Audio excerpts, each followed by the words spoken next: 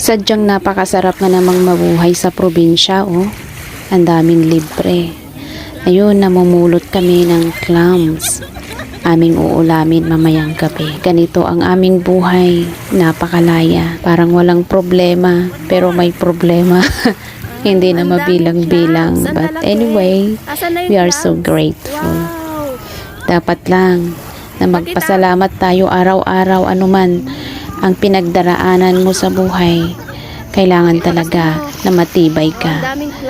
Or maghanap ka ng paraan para maaliw ang yung anong Tagalog nito?